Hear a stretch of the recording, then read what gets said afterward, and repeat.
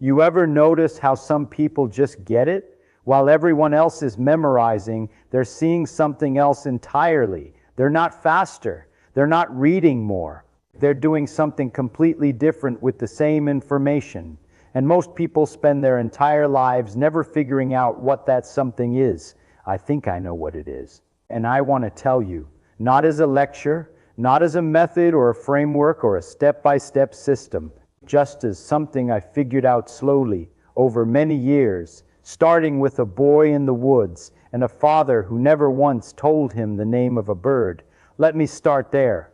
When I was about 10 or 11 years old, my father used to take me for walks. Not long walks, just out into the woods near our house, the two of us quiet most of the time, and he'd point at things. A bird on a branch, a rock in the stream, a bug moving through the grass. And he never said what they were called. Never. He'd just point and say, "Watch it. What's it doing?" And I'd have to look, really look, not remember, not recite. Look, that bird was pecking at its feathers every few seconds, rhythmically, almost obsessively. Why? Not, what do we call this bird? Why does it do that specific thing over and over with such precision? We worked it out together. Lice, tiny lice eating the protein in the feathers. The bird cleaning itself just to survive. A whole invisible ecosystem living on one small animal in the woods behind our house. One question, one real answer, one moment of actual understanding. That's different from knowing a word, completely different. And I didn't fully understand how different until years later, sitting in classrooms at MIT surrounded by the smartest students in the country. Almost none of them knew the difference. They were extraordinary people, fast, precise, capable of absorbing enormous amounts of information in very short periods of time. The kind of students who make professors feel good about teaching. But they were memorizing. The professor would write an equation on the board, a beautiful equation. Everyone would copy it carefully into their notebooks. Someone would ask what it means.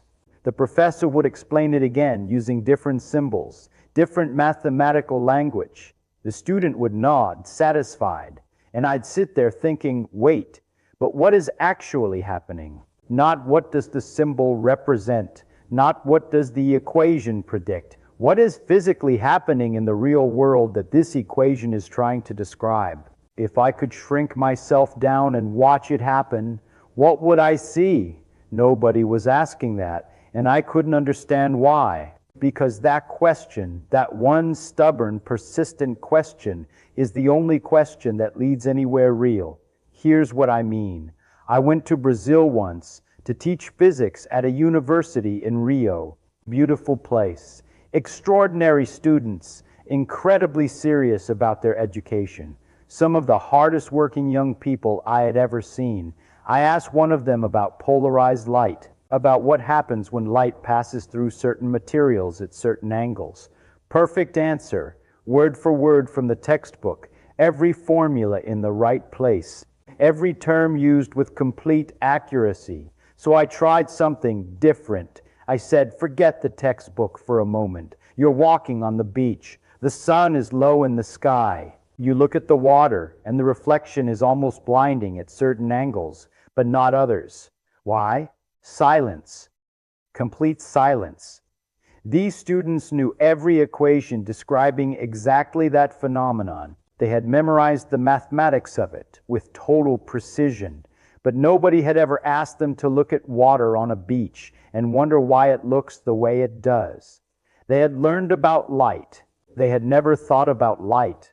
And that's not a small distinction. That's everything. I took them outside after that.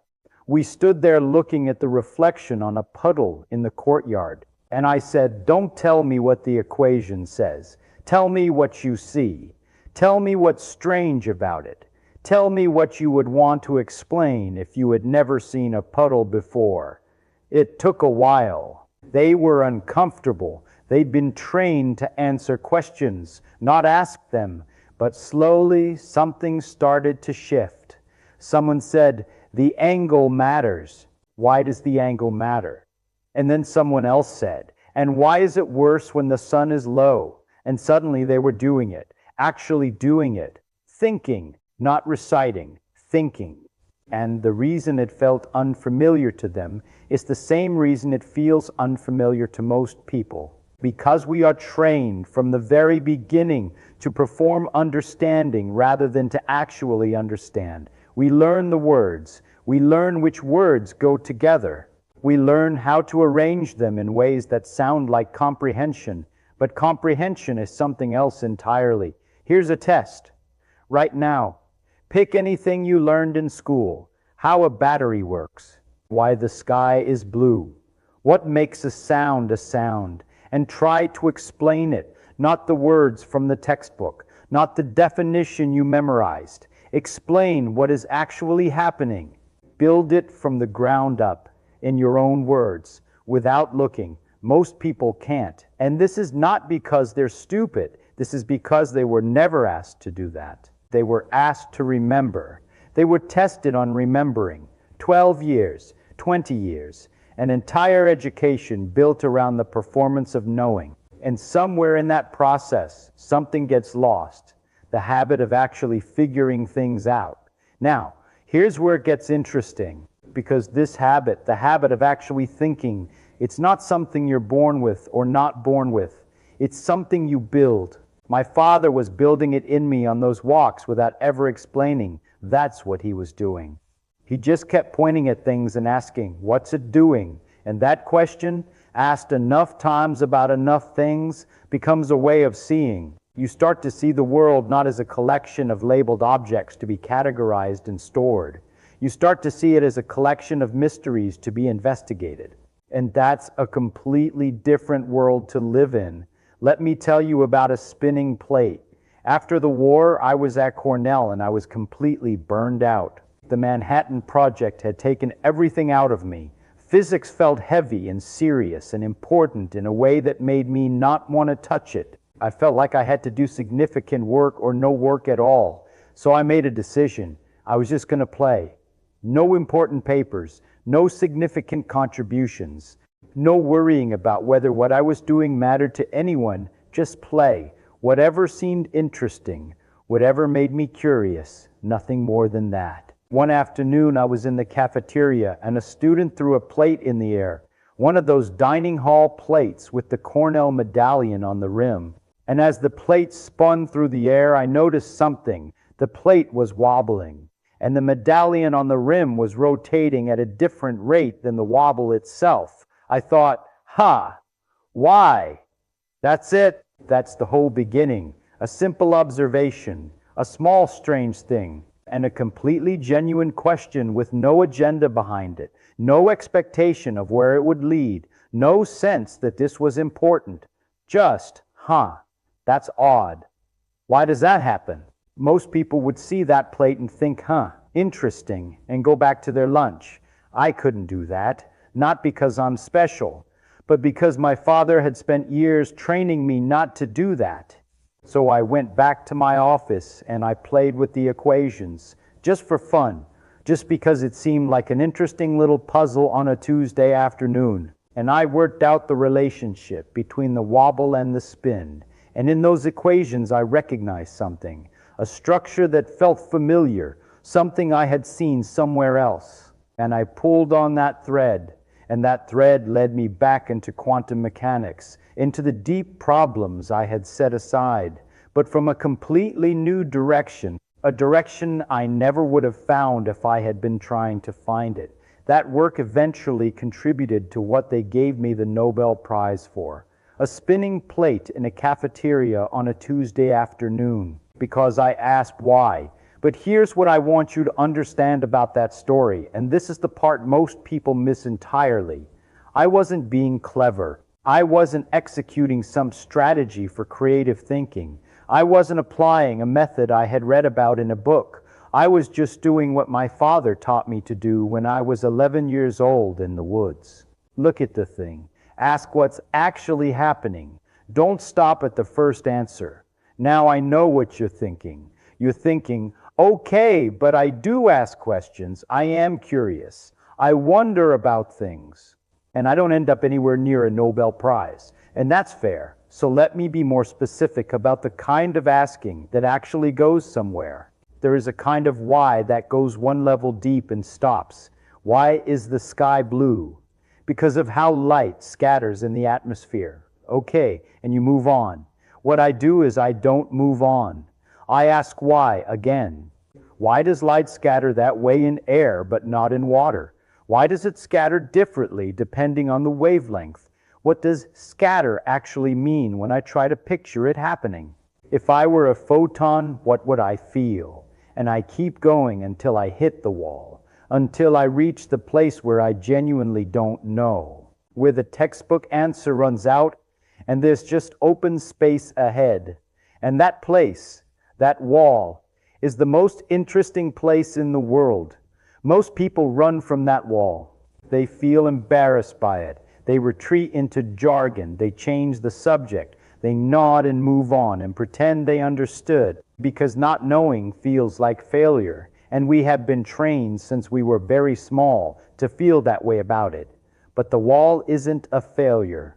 The wall is the beginning. Because if you can sit with not knowing, if you can get genuinely comfortable with the discomfort of an open question, you can start to explore. And exploration is what real thinking actually is. Not processing, not memorizing, exploring. I used to do this when I was learning something new. I would read a few pages, just a few, and then I would close the book, take a blank page, and try to reconstruct what I had just read without looking at anything. Almost always I couldn't do it fully. There would be gaps, places where I thought I had followed the logic. But when I tried to produce the logic myself, I found I had only been a passenger, following someone else's route without ever learning the roads. You can be driven somewhere 10 times and still not know how to get there yourself. Following a route and knowing a route are completely different things. One happens to you, the other you build. Those gaps on the blank page were not failures. They were the most useful information I had. They showed me exactly where I needed to think harder, exactly which parts I had recognized without understanding, and I would go back not to reread everything, just to find the specific place where my reconstruction broke down. Sometimes one paragraph, sometimes one sentence, and I would try again until I could build the whole thing from nothing, until I was the driver. I'll tell you something else. I used to sit in seminars at Princeton where famous physicists would come and give talks, very technical, very impressive, very advanced. At the end, everyone would applaud and file out nodding gravely, and I would raise my hand. I'd say, "I'm sorry, I didn't understand the third part.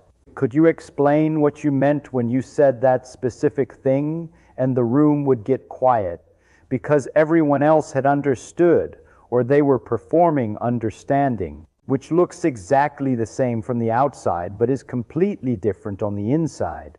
3 or 4 people would come up to me afterwards separately and say the same thing every time. "Thank God you asked that. I had no idea what he was talking about either." See, the performance of understanding is not understanding. And almost all of what passes for intelligence in professional life, in academic life, in most conversations about difficult ideas is performance. We have learned which words belong together. We have learned how to arrange them, and we mistake that for knowing. But knowing is what happens when you can close the book and build the thing from scratch on a blank page. When you can explain it to someone who has never heard of it, in words they can actually understand, without retreating into jargon. When you can stand at a blackboard in an empty room and teach the idea to nobody and realize halfway through that you have a gap and go find what's in that gap.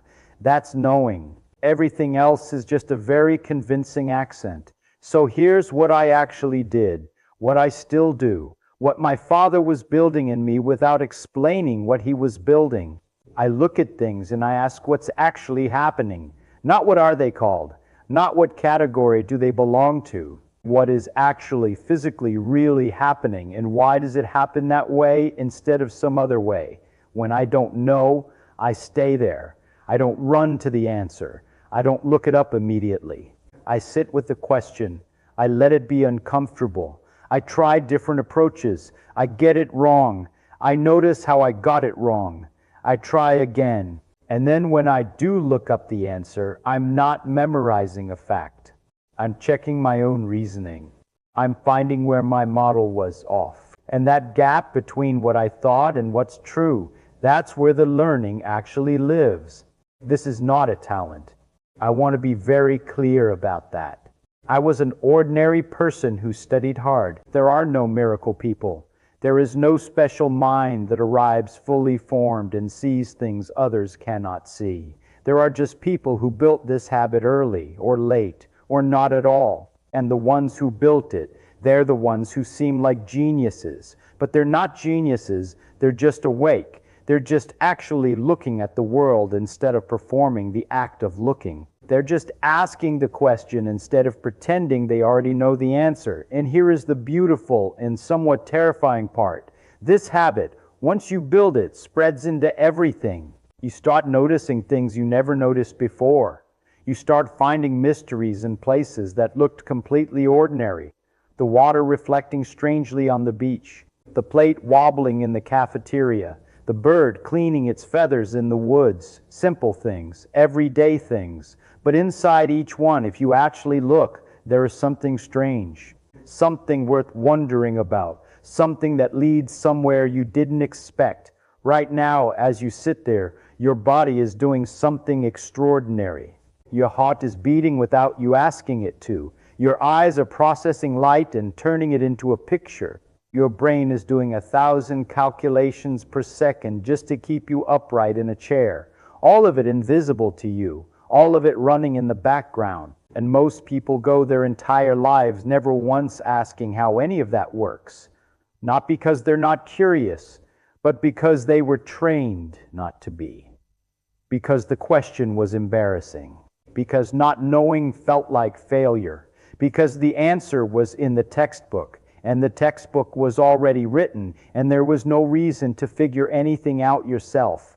But there is a reason. The reason is that figuring it out yourself is the only way to actually know it. The only way to build a model that actually works. The only way to be the driver instead of the passenger. And the only way to find the spinning plate that nobody else stopped to wonder about.